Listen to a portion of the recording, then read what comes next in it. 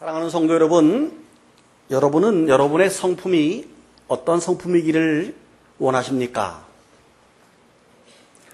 저는 가끔 제 성품이 카리스마가 좀 있으면 좋겠다고 생각을 합니다. 그래서 카리스마가 있는 행동과 카리스마가 있는 말을 좀 해보려고 하면 제 마음이 불편합니다. 마치 남의 옷을 입는 것처럼 제게 어울리지 않는다 하는 생각을 합니다.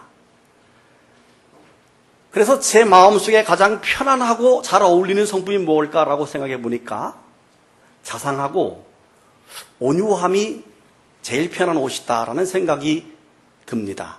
그렇다고 제가 온유하다라고 말하는 것이 아니라 그러고 싶다는 말씀입니다. 그래서 제가 부르는 노래 가운데 늘 나도 모르게 나오는 노래가 비둘기처럼 다정한 사람들이라면 장미꽃 넝쿨 우거진 그런 집을 지어요. 메아리 소리 해맑은 오솔길을 따라 산새들 노래 즐거운 옹달샘터에 비둘기처럼 다정한 사람들이라면 장미꽃 넝쿨 우거진 그런 집을 지어요. 여기에서도 특별히 비둘기처럼 다정하다는 말이 참 좋습니다. 그리고 장미꽃이 넝쿨이 우거진 이 부분도 굉장히 마음에 듭니다. 여러분, 제가 온유한 성품을 가진 목회자가 될 수 있도록 기도해 주시기를 바랍니다. 근데 기도하실 때 잘하셔야 됩니다. 하나님, 우리 목사님에게 온유한 성품을 주세요. 그러면 제 생각에 그럼 내가 사납다는 얘기인가? 내가 온유하지 않다는 얘기인가? 이렇게 들릴 수 있어요. 그러니까 그렇게 될 줄로 믿고 하나님 우리 목사님에게 온유한 성품 주심을 감사합니다. 이렇게 해주시면 저도 알아듣고 하나님도 알아들 겁니다. 찬송가 187장에서도 비둘기를 온유하다라고 표현하고 있습니다. 비둘기 같이 온유한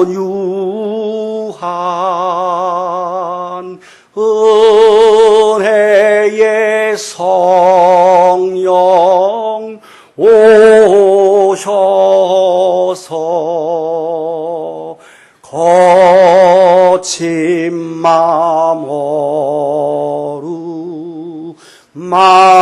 만지사 위로와 평화 주소서. 아멘. 오늘은 성령을 사모하라 5번째 시간으로 따라합시다. 비둘기 같은 성령을 사모하라. 오늘 본문에는 비둘기 같은 성령이 임하는 장면이 소개되고 있습니다. 예수님께서 공생애를 시작하기 전에 요단강에서 세례를 베풀고 있는 세례 요한에게 찾아가서 나에게도 세례를 베풀어 달라고 말합니다. 그때 몹시 당황스러웠던 세례 요한이 아니 선생님, 내가 선생님에게 세례 받는 것이 마땅하지 어찌 저에게 세례를 베풀어 달라고 말합니까? 예수님께서 그렇게 해라. 그것이 모든 의의를 이루는 길이고 그것이 합당하니라. 설득을 해서 예수님 요단강에서 세례를 받습니다. 세례를 마치고 강물에서 올라올 때 놀라운 광경이 펼쳐집니다. 하늘이 열렸습니다. 비둘기 같은 성령이 확 쏟아집니다. 그리고 하늘에서 소리가 들립니다. 이는 내 사랑하는 아들이요 내 기뻐하는 자라.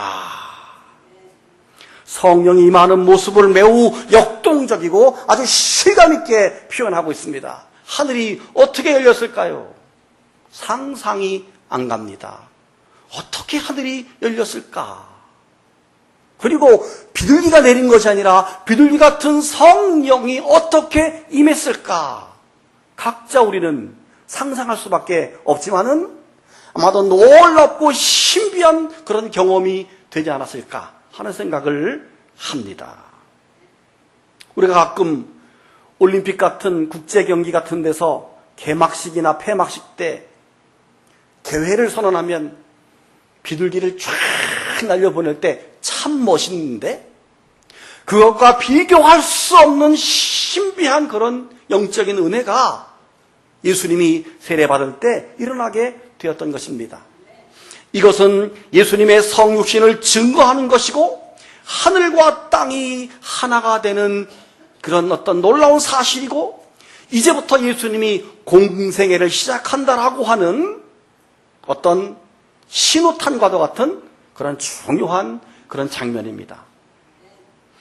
어떤 신학자는 하나님의 아들로서 메시아로서 이제 시작을 알리는 대관식과 같다, 이렇게 이 사건을 표현하기도 했습니다.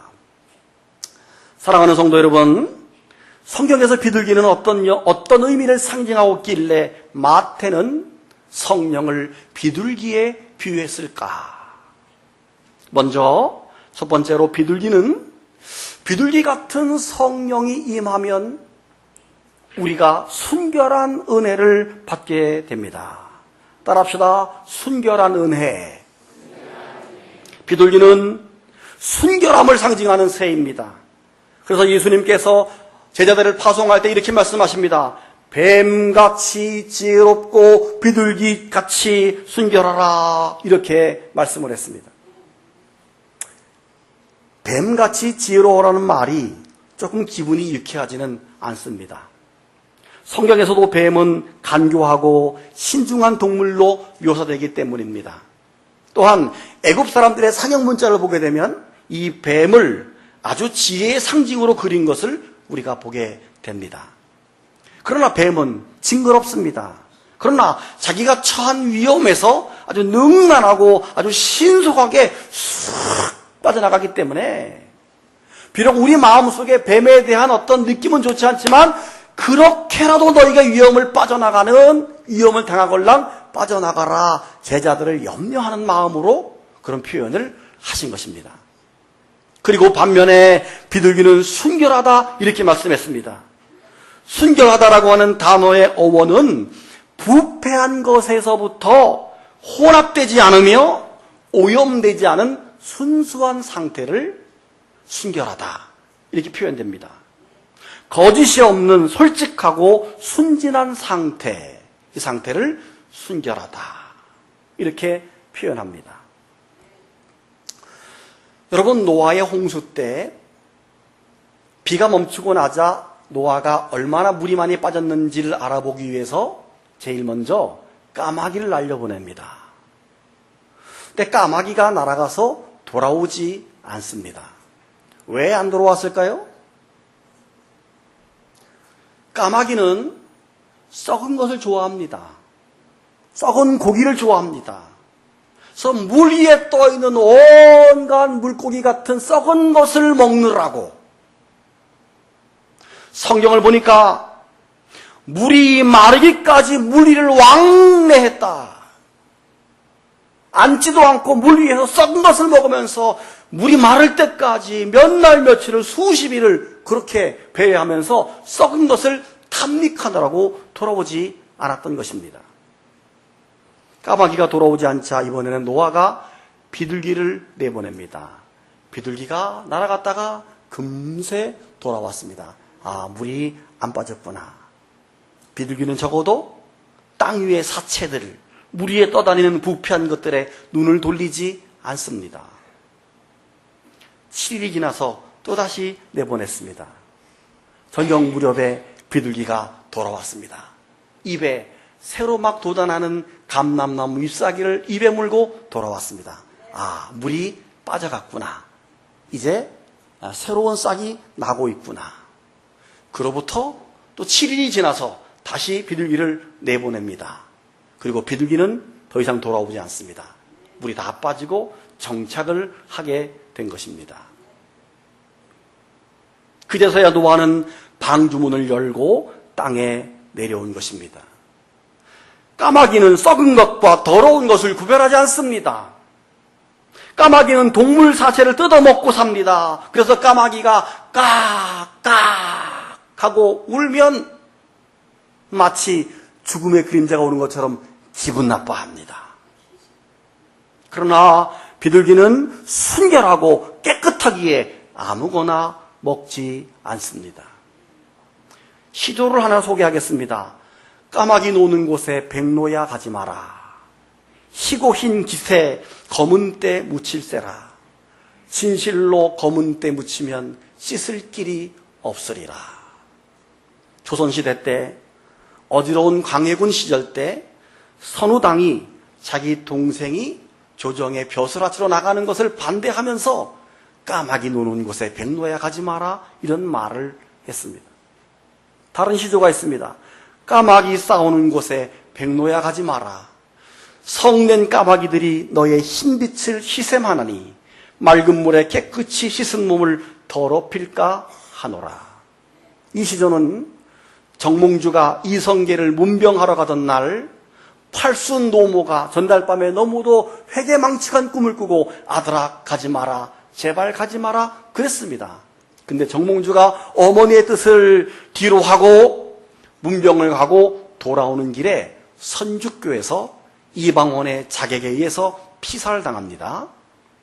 후에 세워진 노모의 비석은 언제나 물이 눈물처럼 쭉 흐른다는 그런 전설이 있습니다. 사랑하는 여러분, 우리 그리스도인이 그렇습니다. 더러움과 깨끗함을 구별해야 합니다. 장소를 선별해야 합니다. 때로는 사람을 선별해야 합니다. 사상을 선별해야 합니다. 놀이를 선별해야 합니다. 그리고 거룩한 삶을 살아야 합니다. 아닙니다. 이것은 억지로 거룩함을 구별하고 거룩함을 선별한다고 되는 일이 아닙니다. 왜냐하면 우리는 연약한 인간이기 때문에 보면 갖고 싶고 보면 하고 싶은 연약한 인간들입니다. 그래서 비둘기 같은 성령이 우리에게 임할 때 그것이 싫어지게 되는 것입니다. 할렐루야! 그 장소가 싫어지는 것입니다. 때로는 그 일이 싫어지는 것입니다. 그 생각조차 싫어지는 것입니다. 우리에게 순결의 은혜가 있기 때문에 그렇습니다. 그러므로 사랑하는 여러분, 여러분이 성령을 사모하되 오 하나님, 비둘기 같은 성령이 내게 임하게 하소서. 그래서 이 험난한 세상을 순결함으로 살게 하소서 기도하시기를 바랍니다. 두 번째로 비둘기 같은 성령이 우리에게 임하면 온유한 은혜를 받게 됩니다. 따라합시다. 온유한 은혜. 조금 전에 불렀던 찬송가에서도 비둘기같이 온유한 은혜의 성령 이렇게 노래하고 있습니다. 비둘기같이 온유한 은혜의 성령. 여러분, 하나님 앞에 드려지는 제물 가운데 가장 많이 드려지는 제물이 양과 염소 그리고 비둘기입니다. 소는 부자들이나 드리는 것이고 일반 평민들은 주로 양을 드리거나 더 가난한 사람은 비둘기를 하나님 앞에 바칩니다. 그런데 이 비둘기와 양의 특징이 있습니다. 뭐냐면 온순해서 온유해서 제물로 드릴 때 순수하게 몸을 잘 바칩니다.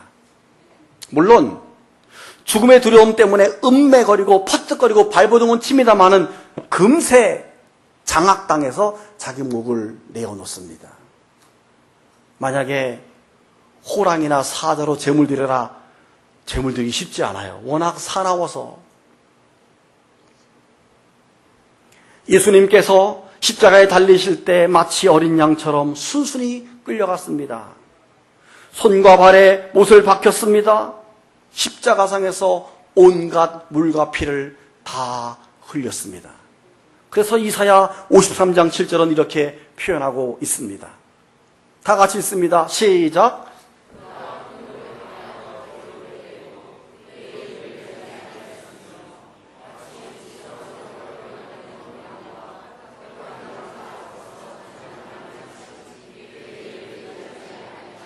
아멘. 예수님의 온유한 성품, 자기 털을 다 깎여도 가만히 있는 양 같은 성품, 그게 바로 비둘기와 양의 온유한 성품입니다. 사랑하는 성도 여러분, 우리가 비둘기 같은 성령을 받아야 주님처럼 온유하고 온순한 성품을 가질 수 있음을 믿으시기를 바랍니다. 온유함이란 따뜻하고 부드럽다 이런 뜻입니다. 반대는 거칠고 사납다, 억세다 이런 뜻입니다. 성령을 받으면 거칠고 포악하고 억센 우리의 심령이 바꿔져서 온순하고 온유하게 바뀌게 된다는 것입니다.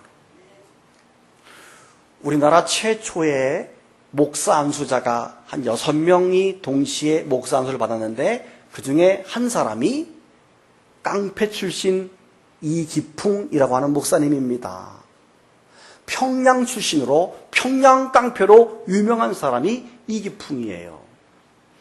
그 당시 마포 산열이라고 하는 선교사가 와서 시장에서 복음을 증거하고 있을 때 이 이기풍 깡패가 이 마음속에 포악함이 생겨서 저 선교사를 골려줘야 되겠다 이렇게 생각을 하고 옆에 있는 돌을 딱 들었습니다. 이기풍 깡패가 돌을 들자 사람이 도망갑니다. 멀리서 돌을 딱 던졌는데 마포 삼열 선교사 정확히 턱에 명중했습니다. 피가 낭자하게 팍 퍼집니다. 깡패 이기풍은 도망가버리고 말았습니다. 피를 철철 흘리는 선교사가 교회로 돌아갔습니다. 그런데 놀라운 사실은 그때부터 깡패 이기풍의 마음속에 성령이 임하기 시작합니다. 길을 지나가다가 그 선교사 말고도 코가 큰 다른 선교사를 보기만 하면 이 마음에 찔림이 생깁니다.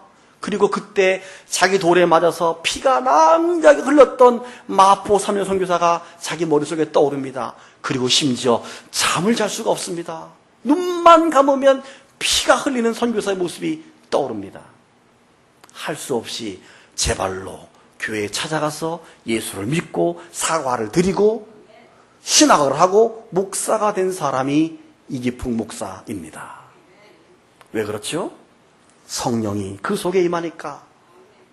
그 사람은 한때 평양의 사울이다 그랬어요. 평양의 사울이 변해서 바울이 되었다라고 할 정도로 이 포악한 사람이 온유한 사람으로 바꿔지게 된 것입니다. 사랑하는 여러분, 우리 속에 하나님이 기뻐하지 않는 못된 성품이 있지 않습니까? 나 자신도 원하지 않는 거칠고 사나운 성품이 제 속에, 여러분 속에 있지 않습니까? 남을 시기하고 질투하고 다른 사람 뒤에서 수근수근거리고 비방하는 못된 그런 성품이 우리 가운데 있지 않습니까? 화를 잘 내거나 사나운 성품이, 그런 기질이 우리 속에 있지 않습니까? 저는 목회를 하면서 늘 기도했던 것 중에 하나가, 하나님, 우리 음파교회 교우들 성품 좋은 사람들로 많이 보내주시옵소서. 이게 저의 기도 제목이었습니다. 그래서 하나님께서 우리 음파교회 성도들은 정말 성품 좋은 사람들만 이렇게 모였습니다. 할렐루야. 아멘. 앞으로도 영원히 우리 교회는 성품이 좋은 온순한 사람들로만 가득한 교회가 될 줄로 믿습니다.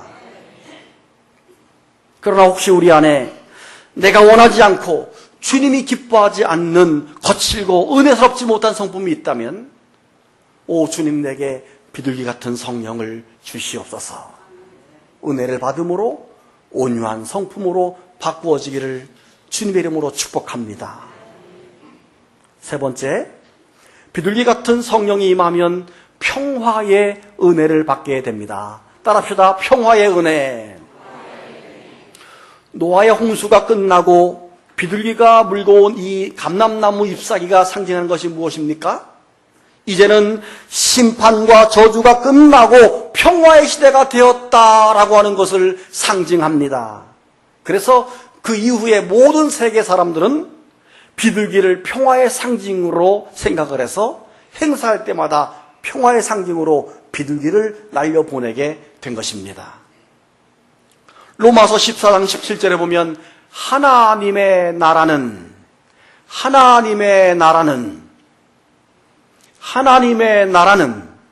먹는 것과 마시는 것이 아니요 오직 성령 안에 있는 의와 평강과 희락이다. 즉 성령 안에 의도 있고 평화, 평강도 있고 기쁨도 있다. 이렇게 말씀하고 있는 것입니다. 그러므로 성령 받으면 비둘기 같은 평화와 평강이 우리 가운데 임할 줄로 믿으시기를 바랍니다. 마음이 조급합니까? 마음이 불안하십니까? 두렵고 떨리고 잠이 오지 않습니까? 주님께 기도하시길 바랍니다. 오 주님, 내게 비둘기 같은 성령을 주시옵소서. 우리 학생들과 청년들은 중요한 시험이나 면접을 앞두고 기도하시길 바랍니다. 오 성령님, 비둘기 같은 성령님 내 안에 오셔서 평화스러운 마음을 내게 주시옵소서. 이내 여러분의 마음이 평화와 평강으로 가득할 줄로 믿습니다. 마지막 네 번째, 비둘기 같은 성령이 임하면 제물이 되는 헌신의 은혜를 받게 됩니다. 따라합시다. 헌신의 은혜.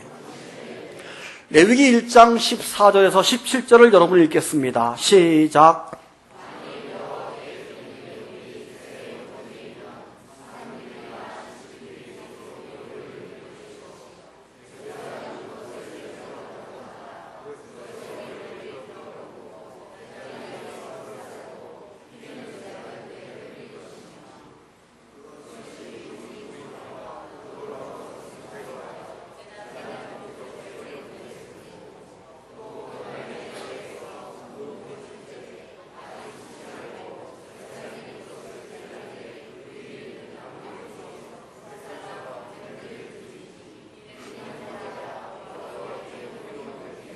아멘. 제물이 된 비둘기는 목이 비틀어집니다. 뭘 상징합니까? 우리의 자존심을 꺾어야 한다. 우리의 자존심을 꺾는다는 말입니다. 그리고 이 새의 목을 자릅니다. 내 사상과 내 주장을 없애야 한다 하는 말입니다. 피를 뺍니다. 혈기를 없앤다 하는 뜻입니다. 날개를 자릅니다. 인간의 수단과 방법을 버린다 하는 의미입니다. 가죽을 벗깁니다. 명예욕과 쇠욕과 소유욕과 자랑하고 싶은 잘난 척하는 마음을 버려라 하는 의미입니다. 각을 뜹니다. 희생과 철저한 회개를 의미합니다. 모래주머니같이 더러운 것은 멀리 버린다 그랬습니다. 죄와 허물을 회개하고 가까이 하지 말고 버린다 하는 의미입니다. 그리고 마지막으로 놋제단에 드립니다. 주님을 위해서 헌신하고 살아야 됨을 말하는 것입니다. 신약성경에서 로마서 12장 1절에서 이렇게 말하고 있습니다. 그러므로 형제들아, 내가 하나님의 모든 자비하심으로 너희를 구원하노니 너희 몸을 하나님이 기뻐하시는 거룩한 산 제물로 드려라. 이는 너희가 드릴 영적 예배니라. 아멘. 진정한 예배는 비둘기 같은 성령의 임재로 우리의 몸과 마음과 삶 전체가 하나님 앞에 드려지는 것이, 산 제물이 되는 것이 진정한 헌신이요 신앙임을 말씀하고 있는 것입니다. 여러분, 성경을 자세히 보게 되면 하나님 앞에 제물로 바칠 때 사람들이 양과 염소를 끌고 옵니다. 끌고 올 때까지 성경은 뭐라고 표현하고 있는가 하면 그 동물을 동물 짐승이라고 표현합니다. 그런데 끌고 와서 동물에게 나의 죄를 전가하고 제사장 앞에 옮겨가는 순간부터는 그 동물을 동물 짐승이라는 말을 쓰지 않고 제물이란 말로 씁니다. 죄인의 손에 끌려와서 성전들을 밟고 있다고 해서 다 제물이 되는 것은 아닙니다. 안수를 통해서 죄가 전가되고 난 후부터 제물이 되는 것입니다. 우리가 신앙생활할 때에 이 교회에 앉아서 성전에 앉아있다고 해서 다 재물 되는 거 아닙니다. 여전히 짐승이요, 동물일 수 있습니다. 그래서 우리의 신앙을 정리해보면 짐승 같은 신앙이 있고 재물 같은 신앙이 있습니다.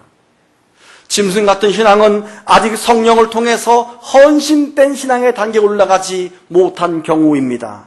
이런 신앙은 절대 헌신하지 않습니다. 절대 손해보지 않습니다. 절대 봉사하지 않습니다. 절대 희생하지 않습니다. 자기 소리를 냅니다. 소리를 지릅니다. 그러나 재물은 다릅니다. 재물은 자기 소리가 없습니다. 자기의 온몸을 다 주님께 드립니다. 목이 비틀어지고 피를 빼고 날개를 자르고 발목을 자르고 가죽을 벗기고 각을 뜰 때까지 완전하게 하나님 앞에 자신을 드리는 것입니다. 아브라함을 보세요. 그 아들을 보세요.